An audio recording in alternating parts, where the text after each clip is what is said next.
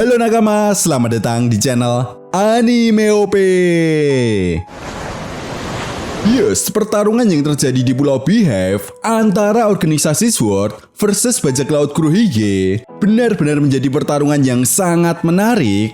Ya, bagaimana tidak? Akhirnya di chapter 1088 kemarin, kita bisa melihat beberapa kekuatan dari anggota bajak laut Kurohige ataupun anggota Sword yang selama ini belum diperlihatkan oleh Oda Sensei.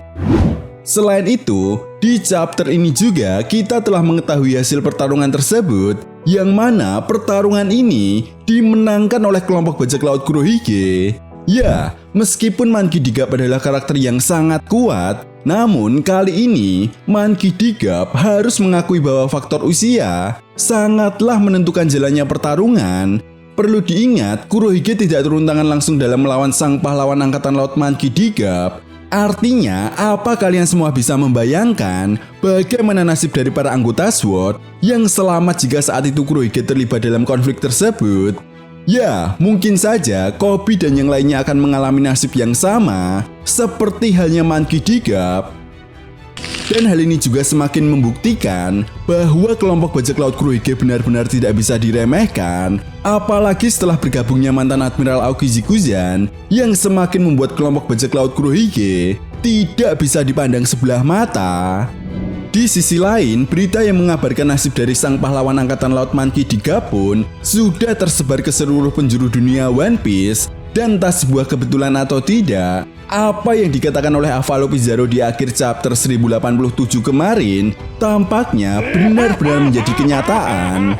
Ya, perlahan tapi pasti, kelompok bajak laut Kurohige saat ini mulai dikenal di seluruh penjuru dunia One Piece. Jelas ini menjadi sebuah keuntungan bagi kelompok bajak laut Kurohige untuk mendominasi perebutan harta karun One Piece.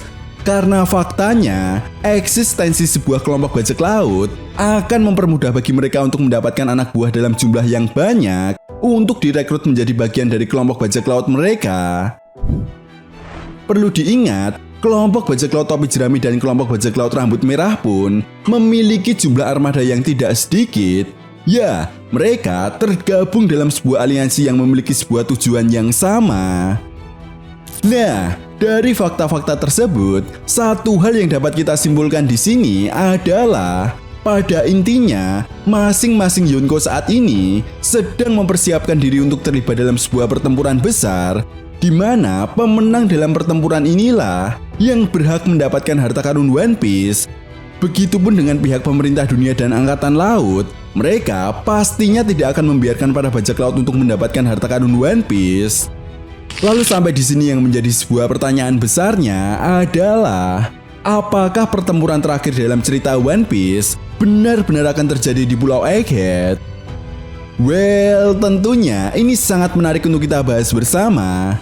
Oke, namun sebelum masuk ke pembahasannya, jangan lupa like video ini ya bosku, sebagai dukungan kalian semua untuk channel ini ke depannya. Nah, jika sudah, terima kasih banyak dan mari kita mulai. Oke, pembahasan kali ini akan kita awali dari pesan yang disampaikan oleh sang narator di akhir chapter 1088 kemarin.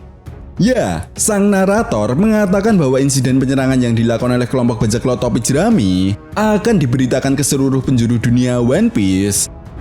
Jelas dari sini saja, satu hal yang dapat kita simpulkan, konflik yang terjadi di Pulau Egghead saat ini akan memancing pihak-pihak tertentu untuk terlibat dalam konflik tersebut demi mencapai tujuan dan kepentingan mereka masing-masing. Di sisi lain, kedatangan kelompok bajak laut Kurohige ke Pulau Egghead pun menjadi sebuah ancaman yang sangat nyata bagi kelompok bajak laut topi jerami ataupun pihak pemerintah dunia. Karena seperti yang kita tahu, Kurohige bukanlah orang bodoh yang asal melakukan sebuah pergerakan. Nah, apabila kita analisa lagi, memang beberapa tujuan dari kelompok bajak laut Kurohige saat ini sudah tercapai. Mulai dari menginvasi Whole Cake Island untuk menculik Carrot Pudding dan mendapatkan salinan Rod Poneglyph, lalu mengalahkan kelompok bajak laut Hati, serta merebut salinan Rod Poneglyph, Dan yang terakhir, mengalahkan sang pahlawan angkatan laut Monkey D. Gap yang kemungkinan besar ini akan digunakan oleh kelompok bajak laut Kurohige sebagai alat negosiasi dengan pemerintah dunia untuk menjadikan Pulau Beehive menjadi sebuah negara bajak laut.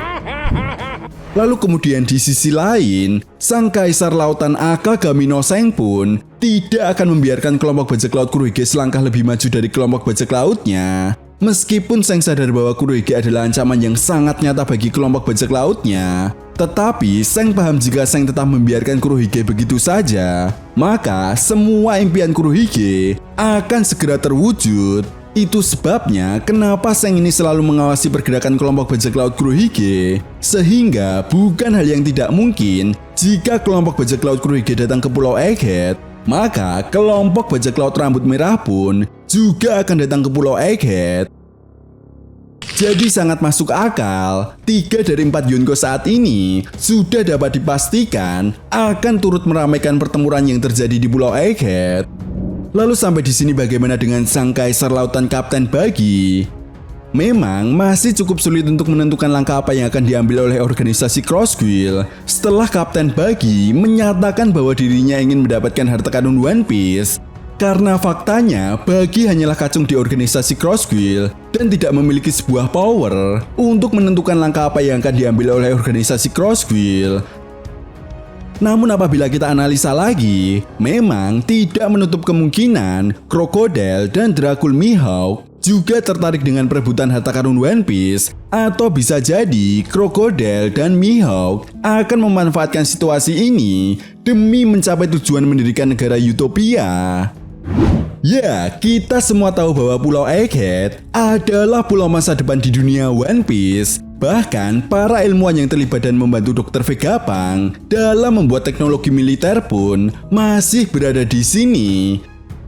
Jelas jika nantinya organisasi Crossquill akan terlibat dalam pertempuran yang terjadi di Pulau Egghead, maka ini adalah momen yang pas bagi Crocodile untuk mendapatkan para ilmuwan tersebut demi mencapai tujuannya mendirikan negara Utopia.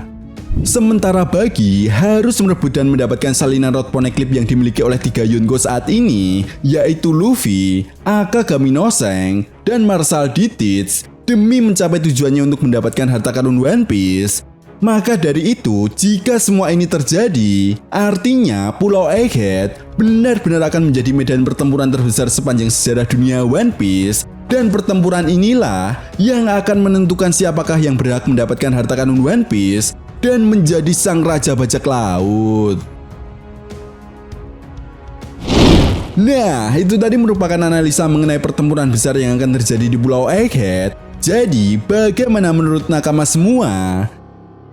Jika kalian punya pendapat lain, silahkan berikan pendapat kalian di kolom komentar.